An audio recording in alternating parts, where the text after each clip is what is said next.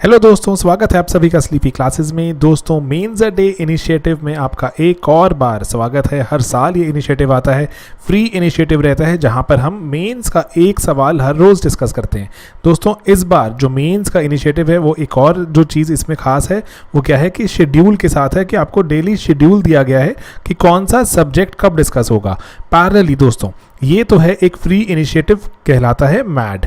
अगर आप चाहते हैं और चीज़ों के बारे में और ज़्यादा क्वेश्चन सॉल्व करना मेंस के, जहां पर 5 या 6 सवाल हर रोज़ डिस्कस हो रहे हैं, आप हमारा मेंस का क्रैश कोर्स भी ज्वाइन कर सकते हैं और टेस्ट सीरीज भी ज्वाइन कर सकते हैं। दोस्तों, ये सभी कुछ हमारी वेबसाइट sleepyclasses.com पर अवेलेबल है। अगर आप मेंस दे रहे हैं और थोड़ा सीरियस अटेम्प्ट देना चाहते हैं, डेफिनेटली ज्वाइन कीजिए। बहुत ही कॉस्ट इफेक्टिव तरह से आपके लिए हम बेस्ट कंटेंट अवेलेबल करवा रहे हैं। तो चलिए दोस्तों, देखते हैं आज का सवाल। दोस्तों, मेंस का आंसर डिस्कस करने से पहले आपको बता दें कि जीएस मेंस की आंसर राइटिंग का हमारा बैच शुरू हो गया है। 108 डेज का ये बैच है, राइट। 108 डेज में 108 क्वेश्चंस आएंगे, रोज का एक क्वेश्चन आएगा और एक नया सब्जेक्ट डील के करेंगे। हर रोज एक डिफरेंट सब्जेक्ट से क्वेश्चन आएगा एंड आपको उसका आंसर लिखना है, हमें भेजना है, उसको हम चेक करेंगे, उस पर फीडबैक देंगे, आपको वो करेक्टेड आंसर कॉपी भेजेंगे, उसका एक वीडियो सॉल्यूशन प्रोवाइड करेंगे और ये सब कुछ चलेगा एक सेट स्केड्यूल के अकॉर्डिंग। गिवन डे का आपको कैलेंडर मिल जाएगा कि किस दिन कौन सा क्वेश्चन आना है एंड उसी स्केड्यूल के अकॉर्डिंग ही आपको क्वेश्चंस आएंगे और आपने आंसर लिखने होंगे।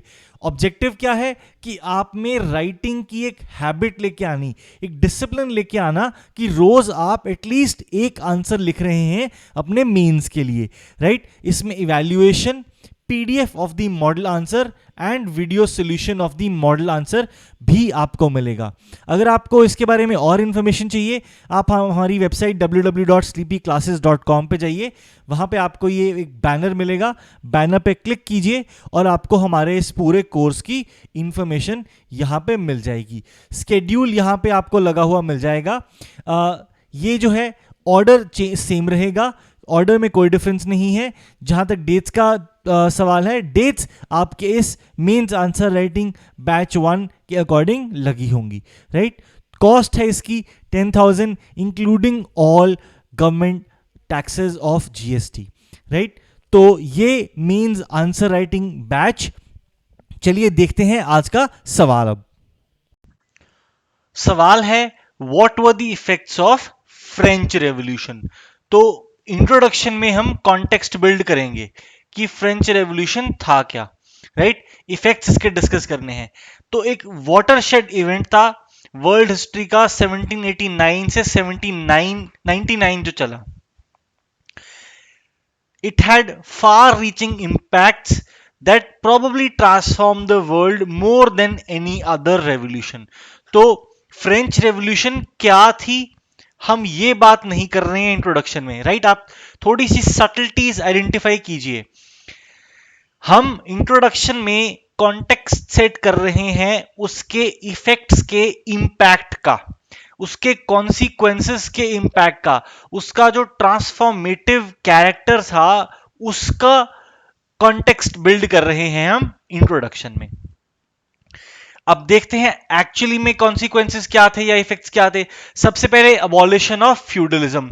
तो मेनोरियलिज्म यानी कि मेनर्स जो होते थे, राइट, टाइटल्स जो होते थे, ये टीथ्स नहीं है, सॉरी, ये टाइटल्स हैं, TITLES, both were abolished and brought relief to 2/3 population of France जो कि एग्रीकल्चर में इन्वॉल्व थी, right. This put an end to feudalism. अब हमने देखे हैं फ्रांस के 3 स्टेट्स वाली चीज, राइट। तो 2/3 पॉपुलेशन जो एग्रीकल्चर में इन्वॉल्व थी उनको रिलीफ मिला because of the abolition of feudalism. Then abolition of monarchy. Last ruler जो था फ्रेंच रूलिंग बर्बन डायनेस्टी का, he was killed and France was declared a republic. तो birth of a republic. Then birth of ideologies. तो अब French revolution के time पे, उससे कुछ साल पहले भी और ड्यूरिंग द रेवोल्यूशन भी, आइडियाज थे जो रेवोल्यूशन की बुनियाद थे। नए नए आइडियाज आए तो नए नए बातें होने लगी। बातें क्या होने लगी कि जो भी राजा है या जो भी गवर्नमेंट है या जो भी रूलर है, he has to be a legitimate ruler, right. अगर आपको लगता है कि आपका जो राजा है वो सही रूलर नहीं है, वो लेजिटिमेट रूलर नहीं है, आप उनको हटा सकते हैं। तो आइडियोलॉजीज का जन्म हुआ फ्रेंच रेवोल्यूशन के टाइम पे। उन आइडियोलॉजीज ने अगले 200 सवा 200 साल की हिस्ट्री शेप करी है, और फॉरसीबल फ्यूचर में भी यही आइडियोलॉजीज जिनका जन्म फ्रेंच रेवोल्यूशन के टाइम पे हुआ था will shape the discourse of the world. nationalism, liberalism, socialism, and eventually communism. Rise of modern nationalism. तो नेशन स्टेट वाली जो कहानी की शुरुआत हुई फ्रेंच रेवोल्यूशन के टाइम पे, इसने हमारे अगले 200 सवा 200 साल शेप किए हैं बाकी आइडियोलॉजीज की तरह, but particularly nation state, right. कि बाकी जो आइडियोलॉजीज हैं, नेशनलिज्म, सोशलिज्म, ये ट्रांसेंड करती हैं बॉर्डर्स। नेशनलिज्म भी करता है ऑफ कोर्स, बट नेशनलिज्म की बदौलत नेशन स्टेट्स का जन्म हुआ है, राइट। नेपोलियन ने ये आइडियोलॉजी अक्रॉस यूरोप स्प्रेड करी थी, और इस आइडियोलॉजी ने यूरोप के अगले 100-150 साल बहुत स्ट्रांगली इंपैक्ट किए थे। Then spread of liberalism, right.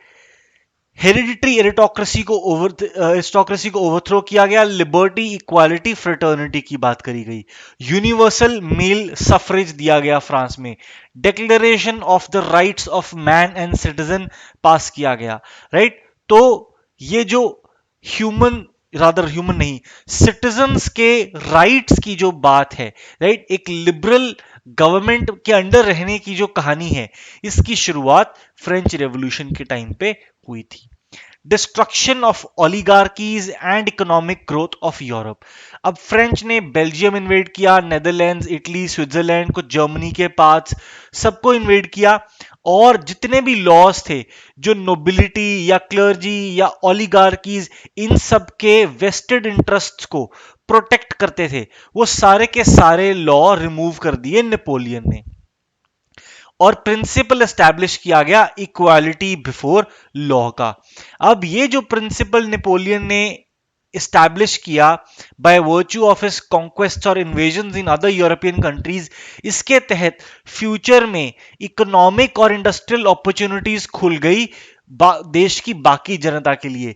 अब it was not easy for these repealed laws to be reintroduced.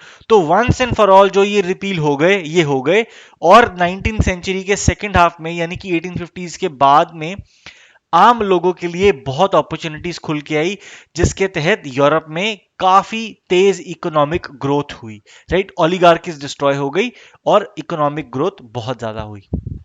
Then ushering in the age of revolution.